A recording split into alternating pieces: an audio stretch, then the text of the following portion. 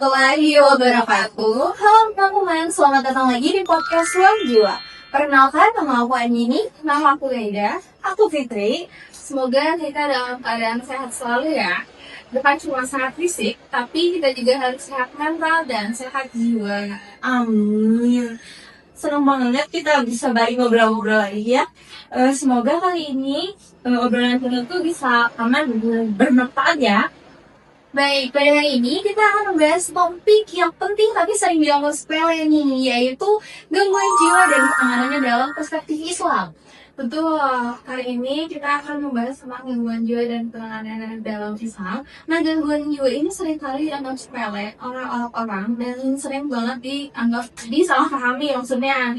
Karena apa? Karena mereka tuh menganggapnya kayak lebay, terus juga menganggapnya kurang iman, dan juga biasanya mereka tuh menganggapnya kayak udahlah, itu mah hal biasa aja gitu.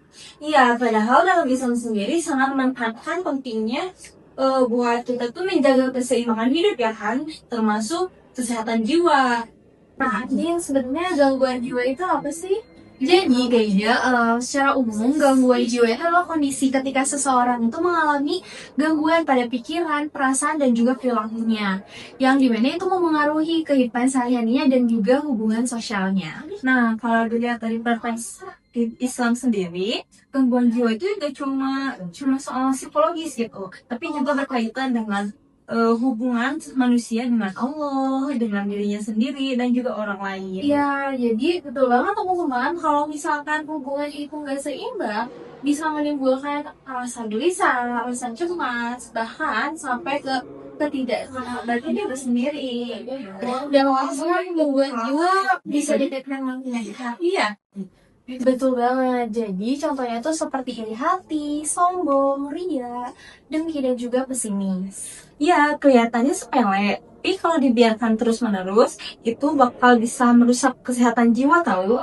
Kayak misalnya cara seseorang untuk memandang hidup. Nah, bahkan Imam Ghazali menyebutkan bahwa anak yang buruk merupakan penyakit hati dan bisa menghilangkan bagian kebahagiaan keseharian. Dan juga yang sering terjadi, banyak banget orang gak sadar kalau dirinya sedang mengalami gangguan jiwa secara perlahan. Nah, kalau menurut Islam apa desainnya nih gangguan jiwa itu? Sebenarnya ada beberapa. Yang pertama itu adalah hawa nafsu yang tidak terkendali. Yang kedua bisa dari godaan setan karena bisa menjauhkan seseorang itu dari Allah.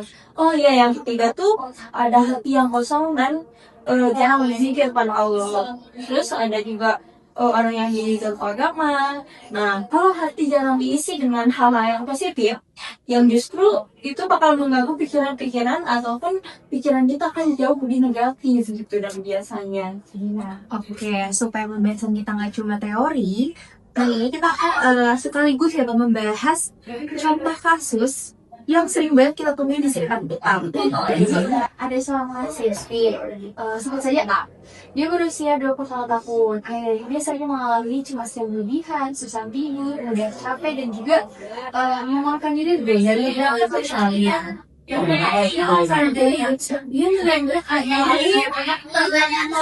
gangguan jiwa sebenarnya atau juga bisa dilakukan dengan keseringan. Nah, sebenarnya itu yang sekali loh dialami oleh mahasiswa sekarang karena banyak banget ya ada tekanan dari akademis dan juga mereka itu mendapatkan lingkungan yang kurang mendukung. Nah, yang jadi masalah juga di lingkungan sekitar ini menganggapnya justru kayak dia tuh kurang beriman atau kurang mendekatkan diri kepada Allah, juga kurang bersyukur. Dia misalnya lebih banyak berdoa, tapi perasaannya sendiri nggak pernah benar-benar didengar gitu. Menurut kalian ini berdampak nggak sih? Sangat berdampak atau tidaknya mungkin sangat berdampak ya, karena biasanya stigma seperti ini membuat seseorang tuh merasa menjadi bersalah, terus juga lelah, terus juga bisa sampai membuat dirinya tuh mengurungkan dirinya sendiri gitu. Nah, padahal dalam Islam itu manusia itu terdiri dari dasar, ruh, sama akal gitu. Jadi menjaga kesehatan akal juga, kesehatan akal dan jiwa terutama gitu kan, adalah bagian dari ibadah juga gitu buat kita. Artinya gangguan jiwa itu bukan naik atau tanda imbang lemah, tetapi harus ditangani dengan empati. Tapi penanganannya juga harus seimbang sih, nggak hanya dari satu sisi aja. Jadi yang pertama adalah ikhlas. Jadi ketika kita tuh harus menerima takdir Allah dengan lapang dada agar hati lebih tenang. Nah, yang keduanya tuh ada zikir. Karena dengan zikir atau mengingat Allah, kita kan bisa membuat hati kita jadi tenang atau tentram seperti yang terdapat dalam Al-Quran. Nah, yang ketiga ini adalah muhasabah ataupun introspeksi diri. Jadi kita tuh bisa memperbaiki diri kita sendiri, ataupun kita tuh bisa belajar dari pengalaman-pengalaman kita sebelumnya. Selain itu, menjaga hubungan sosial, berbagi cerita, dan meminta bantuan profesional juga merupakan bentuk ikhtiar dalam penanganan Islam. Oke, jadi bisa disimpulkan bahwa Islam itu nggak hanya mengatur ibadah loh, tapi juga sangat peduli terhadap kesehatan jiwa. Hari ini yang Sel jiwa itu bukan berarti menghadapi masalah, tapi bagaimana seorang menghadapi masalah dengan mendekatkan hati kepada Allah.